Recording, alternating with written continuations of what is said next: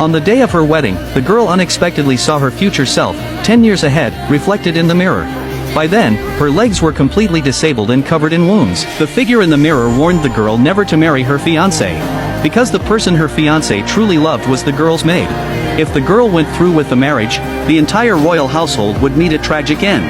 The girl was bewildered by this revelation. As the legitimate daughter of a prestigious royal household and the Princess of Changle personally granted by the king, how could her fiancé, merely a modest top scholar, dare to treat her so?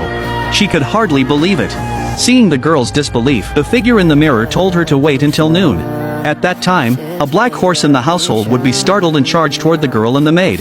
The fiancé would rush to save the maid first. He would then apologize to the girl, claiming the dust had blinded him and he hadn't recognized her. By then, she could discern the truth herself. Just as the girl was about to ask more questions, her maid outside the door suddenly urged her. She said the fiancé had already arrived to formally propose, and the girl should come out to greet him. When the girl and her mother reached the entrance, the fiancé had already arrived in the courtyard with the betrothal gifts. But as the girl looked around, she didn't see the black horse anywhere in the wedding procession. She began to doubt whether the mirror's warning had been false.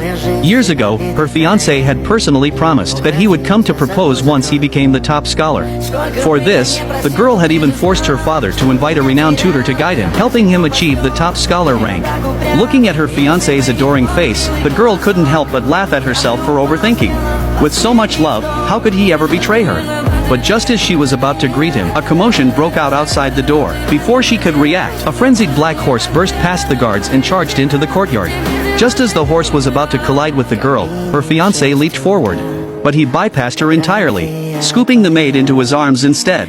The girl thought she was surely doomed. But to her surprise, a handsome young man swiftly pulled her into his embrace. At that moment, as their eyes met, she felt an unexpected flutter in her heart.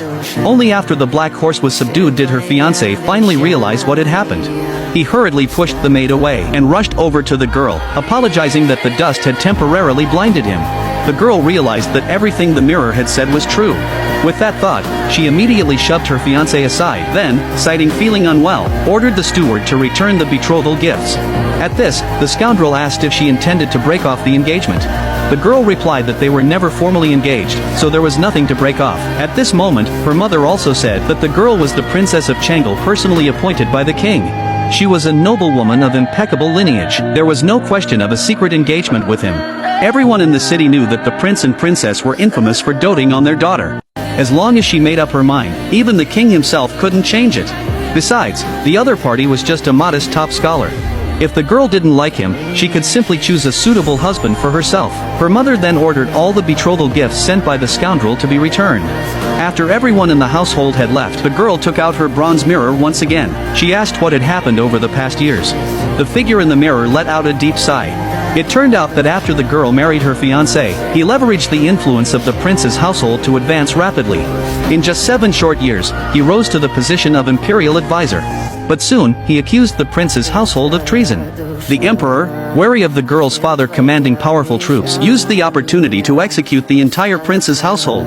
Although the girl had temporarily cancelled the marriage, the royal household remained in danger. If the girl wanted to turn the situation around, she had to completely crush both her fiancé and the maid, leaving them no chance of recovery.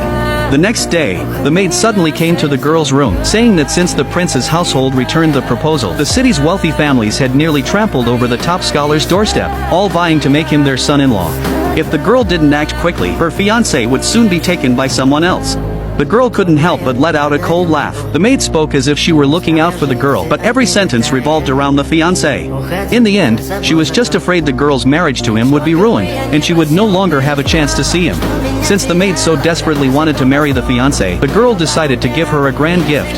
Her mother, seeing the girl looking haggard lately, had summoned the royal physician to treat her. Fortunately, after examination, the girl only had liver qi stagnation and nothing serious.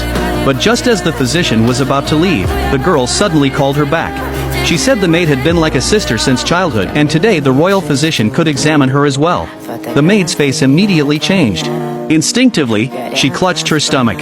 She lied, saying she needed to prepare dinner for the girl, then hastily fled the room. The girl's suspicions were correct. The maid was already pregnant with the fiancé's child. The girl knew the maid would not let things rest. This time, she was eager to see how the maid would try to turn the tables.